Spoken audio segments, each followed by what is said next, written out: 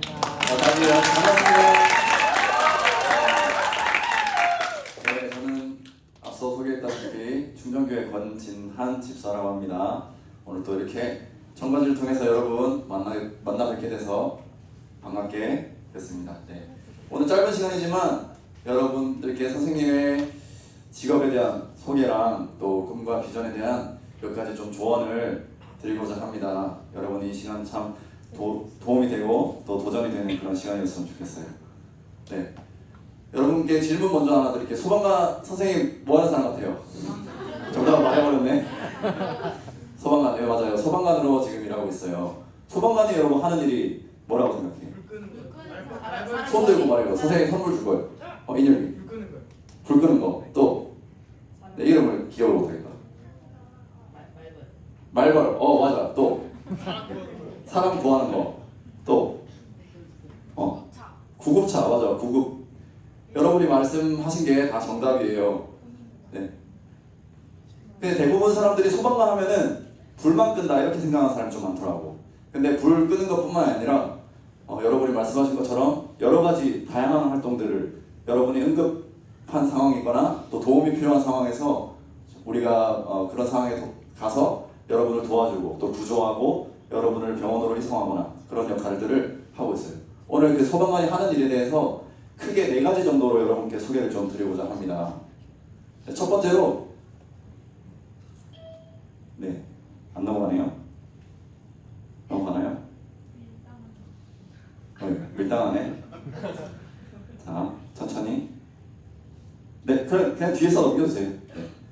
네, 첫 번째로 화재 출동이 있어요, 여러분. 네, 사진들 좀 볼 건데 선생님이 실제로 나갔던 출동들을 바탕으로 만들었던 넣은 사진들이에요. 화재 출동에도 여러분 여러 가지가 있겠죠. 보이는 것처럼 뭐 상가 화재라든지 또 넘겨주세요. 네, 이런 대형 창고 화재, 그다음에 물류 시설이라든지 폐기물 처리장 같은 엄청나게 큰 대형 화재도 종종 납니다. 실제로 이렇게 횡성에서 불이 나서 이렇게 껐던 그런 사진 또 넘겨주세요. 네, 그리고 여러분이 거주하는 집이나 주택이나 아파트 같은 주거시설에도 빈번하게 불이 납니다. 네. 이거 또 그 다음으로 자동차 화재도 굉장히 생각보다 많이 일어나요. 전기 자동차뿐만 아니라 일반 자동차들도 굉장히 불이 많이 나고 또 달리다가도 불이 나고 그렇습니다. 이것도 선생님이 자세히 보면 저기 선생님이 있거든요. 2명 중에 앞에 있는 사람의 선생님이에요. 연기에 가려서 잘 보이진 않죠. 네. 이것도 안타까운 사고인데 20대 5명이 차에 타고 있다가 모두 사망하는 그런 안타까운 사고였어요. 네, 선생님이 관청소로 가서 불을 끄고 이제 수습을 했던 그런 기억이 있습니다. 네, 넘겨주세요. 그리고 우리 강원도는 특히 산이 많죠. 산불도 굉장히 많이 일어납니다. 건조한 날씨에 봄에서 여름으로 넘어가는 그런 시기에 산불이 굉장히 많이 나서 또 올해 강릉에 아주 크게 산불이 났었죠. 그때 선생님도 가서 지원 근무를 하고 있습니다. 실제로 선생님 가서 찍은 사진이고요. 정말 완전 폐허가 됐더라고요. 네, 화재 출동 말고도 2번째로 소방관들이 하는 일이 있습니다. 뭘까요? 바로 넘겨주세요. 구조 출동입니다. 구조 출동. 구조 출동에도 여러 가지가 있겠죠. 사진에서 보시다시피 자동차, 교통사고가 가장 많은 구조 출동에 속하고요. 사고가 났을 때 문이 열리지가 않아요. 조금만 찌그러져도 문이 걸려서 우리의 힘으로 열 수는 없습니다. 그래서 소방관들이 가서 기계를 통해서 열어서 사람을 구조하거나 그런 역할들을 하고 있습니다. 또 넘겨주세요. 그리고 또 구조 출동 중에 이렇게 문개방 출동권도 있어요. 사람이 연락이 되지 않거나 가족들이 연락이 되지 않는다고 이렇게 보호자들이 문개방 요청을 하는 경우가 있어요. 그래서 가서 문을 열고 실제로 안에 사람들이 그런 경우가 흔하진 않지만 실제로 안에 사람들이 쓰러져서 의식이 없거나 그런 경우도 종종 있습니다. 대부분이 근데 그렇진 않지만 또 최근에 선생님이 문개방 출동권으로 출동을 해서 가서 보니까 인기척이 없는 거예요. 그래서 다행히 1층이어서 선생님이 베란다로 가서 확인해보니까 사람이 쓰러져 있는 거예요. 그래서 보호자의 동의를 받고 강제로 베란다로 진입을 해서 보니까 자살 시도를 하고 있는 사람이 있었어요. 그래서 다행히 목숨이 끊어지지 않아서 구조를 해서 병원으로 이송했던 기억이 있습니다. 네, 또 넘겨주세요. 어떤 구조 출동이 있을까요? 네, 여러분 계곡 좋아하시죠? 네, 계곡에서도 순환구조 출동이 생각보다 많이 일어납니다. 여러분 수영 잘하는 친구들도 있고 또 못하는 친구들도 있을 텐데 수영을 잘하는 친구들이 오히려 더 사고가 많이 나더라고요. 보니까. 왜냐면은 방심을 하고 자만해서 나 수영할 줄 아니까 계곡에 깊은 물에 들어갔다가 휩쓸려서 사고가 당하는 경우가 굉장히 많아요. 그래서 혹시나 여러분들 중에서도 수영을 할 줄 안다고 계곡에 가서 자만하거나 그러면 안 되고 반드시 구명조끼를 입고 놀 수 있는 그런 여러분이 되길 바랍니다. 네, 또 넘겨주세요. 네, 맞아요. 그 다음으로 구조 출동이 산악구조 출동이 또 많이 있어요. 강원도에 산도 많잖아요. 그래서 이렇게 산에서 구조 출동이 걸리면 차가 진입을 할 수 없어요. 그래서 직접 구조 장비들을 몸에 메고 올라가서 요구조자를 구조해서 직접 이렇게 들것에 메고 내려오든지 여의치 않으면 또 헬리콥터를 통해서 구조하는 그런 역할을 하고 있습니다. 그리고 세 번째로 우리가 하는 출동이 또 있어요. 아까 정답 얘기가 나왔는데 바로 구급 출동입니다. 넘겨주세요. 네. 여러분이 말씀하신 것처럼 응급한 사람들을 응급처치를 해서 빠르게 병원으로 이송하는 그런 일을 우리가 하고 있어요. 사진에서처럼 실제로 CPR 환자 질문 하나 할게요. 우리 교회에도 제세동기가 있어요. 지금 저기 사람에게 붙였던 혹시 어딘지 아는 친구? 이거 맞추면 선생님 선물 줄게. 네? 1층 현관. 정답. 자, 받아. 우리 교회. 자. 네, 이거 119 배지예요. 실제로 네 선생님 옷에 다는 정품입니다. 네. 우리 교회에도 제세동기가 있죠. 여러분이 혹시나 교회에서 응급한 환자가 생겨서 심정지라든지 그런 게 발생했을 때는 1층 현관에 제세동기가 있어요. 사용해서 사용할 줄 아는 사람들 사용하고 혹시나 안 되는 친구들은 옆에 주변에 또 전문가들한테 부탁을 해서 사용할 수 있도록 하면 됩니다. 네, 또 어떤 구급 출동이 있을까요? 넘겨주세요. 네, 최근에 또 우리나라에 또 코로나가 굉장히 유행했었죠. 네, 그래서 구급대원들이 저렇게 사진에서처럼 감염 방지 복을 입고 코로나 환자들을 병원에 이송하는 역할들을 많이 했어요. 저 옷이 보기에는 별로 안 더워 보이는데 공기가 통하지 않고 그래서 진짜 한 5분만 입고 있어도 온몸에 땀이 뻘뻘 납니다. 그래서 저렇게 옷을 다 입고 코로나 환자들을 이송을 참 많이 했습니다. 네, 넘겨주세요. 네, 이렇게 또 집안에서 구조 출동, 아까 문개방 출동권 같은 그런 상황에서 구조대원들과 함께 응급 처치를 하고 또 병원으로 이송하는 역할을 합니다. 그리고 마지막으로 우리가 또 하는 출동들이 있어요. 넘겨주세요. 바로 기타 출동이라고 하는데요. 여러 가지 이 외의 출동들을 다 말하는 겁니다. 생활안전 출동이라고도 하고요. 실제로 저 선생님이에요. 지금 벌집복을 입고 말벌을 여름철에 굉장히 많이 답니다. 하루에 5번, 6번 넘게도 나가서 벌을 따고 합니다. 네, 또 넘겨주세요. 그리고 동물 포획 출동도 생각보다 많이 일어나요. 이런 선생님이 실제로 구조해서 2년 만에 주인을 찾았던 2년 동안 잃어버렸던 강아지였는데 주인을 찾았던 그런 강아지였어요. 이런 강아지도 있고 또 멧돼지라든지 뱀도 있고 뱀 포획도 있고 네. 심지어 양 포획 출동도 나가왔어요. 양이 생각보다 빠른데요. 못 잡아요. 네. 깜짝 놀랐습니다. 이런 출동도 있고요. 또 넘겨주세요. 네, 폭풍이나 태풍이나 또 이런 홍수 이런 자연 재해 가운데서도 우리가 나가서 시민들의 안전을 위해서 이렇게 안전 조치를 하는 출동을 많이 하고 있습니다.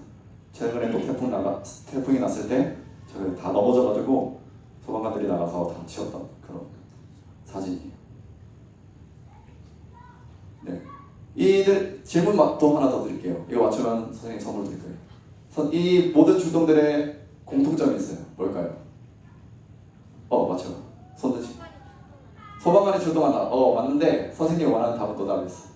말해요. 사람을 돕는. 정답. 자, 이게 안 날아가서 나와서 받아가야 될 것 같은데. 맞아요. 이 모든 출동들이 바로 도움이 필요한 곳에 가서 누군가를 돕는 거죠. 받을 수 있어. 네. 선생님이 사실 가장 잘하고 좋아하는 일 바로 이거였어요. 누군가를 돕는 거였어요. 여러분에게 오늘 한 3가지 정도로 이 비전에 관한 조언을 좀 드리고 싶은데요. 첫 번째로 넘겨주시겠어요? 해주고 싶은 조언은 바로 이거예요. 다 같이 한번 읽어볼까요? 시작. 맞아요. 사실 선생님은 소방관이 될 생각이 전혀 없었어요. 대학생 때까지만 해도 선생님이 뭘 좋아하는지 또 뭘 잘하는지 모르고 그냥 그저 그렇게 살았습니다. 자존감도 굉장히 낮았어요. 선생님이 지금은 안 그런데 대학교 1학년 때까지만 해도 20살 때까지만 해도 몸무게가 이 키에 50kg였어요. 50kg. 굉장히 말랐었죠. 마르고 가정 상황도 그렇게 좋지 않았어요. 그리고 늘 비교당하는 그런 삶을 살았어요. 그렇다 보니까 자존감이 굉장히 낮은 상태로 살았습니다. 그러다가 고등학교 때 여러분 나이 때 교회에서 예수님을 영접하게 됐고 삶은 변했는데 여전히 뭘 해야 될지는 잘 모르겠더라고요. 뭘 좋아하는지도 잘 모르겠고 그렇게 또 목사님과 선배님들의 조언대로 선생님은 신학대학교를 진학하게 됐어요. 그러나 여전히 그 질문은 선생님 마음 가운데 있었어요. 왜 나는 잘하는 것이 없지? 왜 좋아하는 것도 없지? 이렇게 늘 하나님께 기도했어요. 주위에 보니까 축구를 잘하는 친구들도 많고 운동을 잘하는 친구도 노래를 잘하는 친구도 많고 아니면 뭐 말을 잘하는 친구라든지 공부를 잘하는 친구도 많고 그런데 왜 나는 잘하고 좋아하는 것이 없죠? 늘 이렇게 하나님께 기도했어요. 그런데 어느 날 하나님께서 저에게 이런 말씀을 해주셨어요. 진아나 너 누구 도와주고 누구 어려운 사람들 사랑하는 거 잘하지 않니? 그때 딱 깨달았습니다. 선생님이 유일하게 잘하고 좋아했던 일이 바로 누군가를 돕는 거였어요. 선생님은 사실 답을 정해놓고 그동안 기도했던 거예요. 이렇게 노래라든지 운동이라든지 공부라든지 남들에게 드러나는 그런 일들을 통해서만 하나님께 영광을 돌릴 수 있었다고 생각한 거예요. 근데 아니었습니다. 드러나지는 않지만 어려움에 처한 사람들을 섬기고 도울 때 선생님은 가장 큰 기쁨을 느꼈고 또 이게 잘할 수 있는 일이라는 것을 깨달았어요. 그렇게 깨닫고 나서는 여러 가지 봉사들을 했습니다. 선생님 원래 부산에 살았거든요. 부산역에 나가서 노숙자들을 위해서 봉사를 했고 또 중국에 교환학생 갔을 때는 탈북민들 자녀를 위해서 또 봉사하는 섬겼어요. 요양원에서도 어르신들을 위해서 봉사하는 섬겼고 교회에서도 날마다 뭐 수련회라든지 뭐 일들이 있을 때 나가서 늘 섬기면서 도왔어요. 또 특별히 또 사진 넘겨주시겠어요? 또 대학생 때 한 달 동안 열심히 아르바이트를 해서 알바비를 딱 받았어요. 근데 하나님이 또 마음에 감동을 주셔서 알바비 전부를 내복을 사서 추운 겨울날 아침부터 폐지 줍는 어르신들을 마주 나가서 고물상 앞에서 이렇게 내복을 나눠줬던 그런 일들이 있었어요. 또 넘겨주세요. 네. 이것보다 더 많은데 사진을 몇 장만 넣었어요. 네. 이렇게 선생님 계속해서 누군가를 도왔을 때 마음에 큰 기쁨이 있었습니다. 이처럼 먼저 하나님께 내가 좋아하고 또 잘하는 일이 무엇인지 구해야 합니다. 그래야지 그걸 알고 나면은 내가 구체적으로는 뭘 해야 될지 잘 알지 못해도 자신감이 생기고 하나님이 나를 이끌어 주실 거라는 확신이 생깁니다. 그게 꼭 아까 말했던 운동이나 노래나 공부나 이런 것처럼 드러나지 않는 일일 수도 있어요. 하지만 하나님은 반드시 여러분에게 한 사람에게 잘할 수 있는 일, 좋아할 수 있는 일, 은사를 주셨습니다. 네, 이후에 넘겨주세요. 네. 이후에 선생님 고원에서 봉사하고 싶다는 마음이 들었고요. 그래서 우연찮게 또 1학년 때 뵀던 목사님이 그곳에 있다고 들어서 무작정 연락드려서 봉사를 시작하게 됐어요. 그곳은 여고, 남중, 그 다음에 고아원, 교회까지 같이 있는 기독교 재단이었습니다. 그렇게 시작한 봉사를 3년 넘게 했고 아이들과도 친해지고 교회분들과 직원분들에게도 인정을 받았어요. 그래서 대학 졸업 후 감사하게도 선생님이 신학대학을 졸업했거든요. 그래서 전도사로 사역을 하게 됐고 거기서 사역을 시작했습니다. 더하여서 삼성중 교목사역도 했고 또 고아원에서 아이들을 맡아서 생활지도원으로도 일을 하면서 쓰리잡을 했어요. 그렇게 날마다 아이들과 뒹굴고 축구하고 치킨 먹고 기도해야 하고 예배드리면서 그곳에서 거의 살다시피 하면서 지금 생각하면은 그게 아주 힘든 스케줄이었던 것 같은데 당시에는 정말 행복했어요. 왜냐하면 그것도 누군가를 돕는 일이었기 때문에. 그러던 중에 고원에서 맡은 일들 중에 소방안전관리 보조자라는 역할이 있었어요. 사실 뭐 특별한 일을 하는 건 아닌데 맡을 사람이 아무도 없었어요. 그래서 선생님이 그냥 떠맡게 됐어요.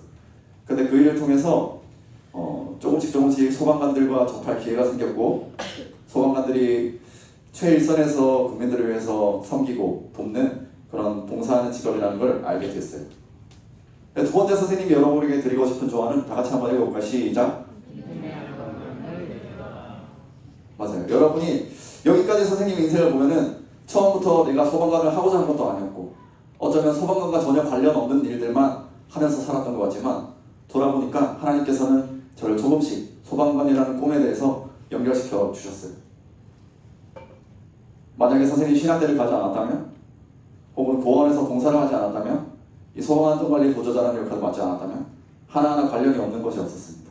마치 퍼즐 조각을 하나하나 맞출 때 뭔지 모르지만 다 맞추고 나면 그 그림이 보이듯이 이런 상황들을 통해서 이 소방관이라는 꿈에까지 가게 되었습니다.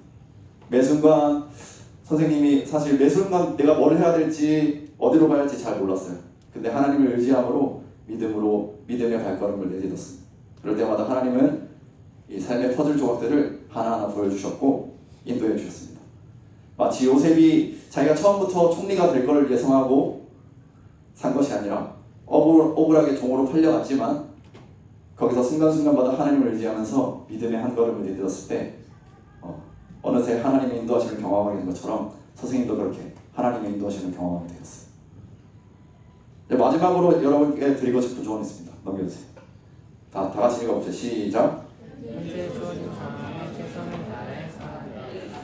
네, 선생님이 소방관이 되기로 결심한 뒤에 기도를 하면서 정말 열심히 준비했습니다. 예전에는 뭐 대충 공부하기도 했다면 정말 목적이 생기니까 저절로 열심히 하게 되더라고요. 일과 아까 말했던 사역을 병행하면서 공부를 했고, 심지어 실기 체력 시험도 있기 때문에 그것도 같이 준비했어요. 일을 그만두고 난 뒤에는 공부 시간만 하루에 평균 12시간 이상 했던 것 같아요. 넘겨주세요. 선생님이 실제로 공부하면서 체크했던 그 표현. 네. 공부했던 시간만이에요. 아침 9시에 독서실에 가서 가장 먼저 가서 새벽 2시 가장 늦게 나왔어요. 그렇게 준비를 했습니다. 솔직히 쉽지는 않았어요. 하지만 하나님은 견딜 수 있는 힘과 마음을 주셨습니다. 가끔은 두려움도 있었어요. 선생님이 시험 칠 당시에 코로나가 최초로 유행했거든요. 그래서 시험도 우리나라가 생긴 이래 처음으로 공무원 시험이 연기되는 그런 일이 있었고, 또 코로나가 만약에 걸렸다면 시험을 아예 치러 갈 수도 없는 그런 상황이었어요. 그리고 합격을 할 수 있을까라는 그런 두려움도 마음속에 있었어요. 하지만 아브라함이 갈 바를 알지 못할 때에 믿음으로 하나님 앞에 순종했던 것처럼 주눅들지 않고 순종함으로 최선을 다해서 준비했습니다. 지금 코피 터지겠습니다. 진짜. 감사하게도 1년 만에 강원도 응시자 2,100여 명 중에서 약 30등이라는 성적으로 합격할 수 있었어요. 말을 좀 정리하면서, 여러분이 아마 지금도 힘든 상황이 있는 친구들도 있을 거예요. 가정에서라든지 또 학교에서라든지. 하지만 어떤 상황에서라도 여러분이 지금 처한 일부터 최선을 다해서 준비해야 합니다. 그게 공부일 수도 있고요, 선생님처럼 봉사일 수도 있고, 또 교회 일일 수도 있고, 아니면 사소한 집안일이 될 수도 있어요. 넘겨주세요. 말씀이 이런 말씀이 있습니다. 지극히 작은 것에 충성된 자는 큰 것에도 충성되고, 작은 것에 불의한 자는 큰 것에도 불의하며. 여러분이 현재 처한 사소한 일부터 최선을 다해서 살아갈 때 하나님께서는 더 크고 어려운 일도 감당할 수 있는 능력을 주실 거예요. 지금 뭘 해야 할지 모르는 친구들, 또 남모를 힘든 상황에 있는 친구들, 선생님이 젊은 시절처럼 자존감이 낮은 친구들 포기하지 마시고, 선생님이 말씀드린 이 세 가지 좋아하고 잘하는 일이 무엇인지 하나님께 기도하고 믿음의 한 걸음을 내딛고, 또 현재 주어진 상황에 최선을 다해서 살아내고, 이 세 가지를 기억하면서 늘 하나님의 꿈을 향해서 달려나가는 우리 친구들이 되길 간절히 소망합니다. 네, 이상입니다. 혹시 질문 있으시면 질문하는 친구들 남은 이거 뺐지? 인혁이 혹시 하루에 몇 시간 정도? 공부할 때? 아니 출동할 때 매일매일 다르지. 밤새도록 출동하는 경우도 허다하고, 음식이고. 자, 네, 받아. 친구. 아, 저기 끝에 했으니까. 말해봐. 선생님 작년에도 한 적이 있어. 초등학교 가서 실제로 소방차를 갖고 가서 아이들이 놀도 쏘게 해주고 장비들도 만지게 해줬던 기억들이 있어. 소방 학교뿐만이 아니라 여러 가지 뭐 공공기관이라든지 큰 건물들은 1년에 몇 번 이상 소방훈련을 함께 하게 돼 있습니다. 네. 혹시 불이 무섭거나 하진 않으시는지? 불이 무섭냐고요? 아, 무섭거나 한 적이 없냐고? 당연히 매번 나갈 때마다 무서워요. 네. 실제로 선생님이 장비를 다 착용하고 불 앞에 가도 뜨거운 거 그냥 한 가지. 단지 잠시 버틸 수 있도록 해주는 것 뿐이지. 항상 무섭지만 그 옷을 입게 되면은 나도 모를 사명감이 좀 생기는 것 같아요. 그냥 옷을 벗었을 때 일반인인데 내가 소방관이라는 그런 직업이 있기 때문에 한 걸음 더 들어가게 되고 또 구조 활동을 할 수 있는 것 같아요. 네. 미안한데 배지가 없네요. 미안해. 나중에 찾아오면 내가 맛있는 거 줄게. 네. 네. 네. 네.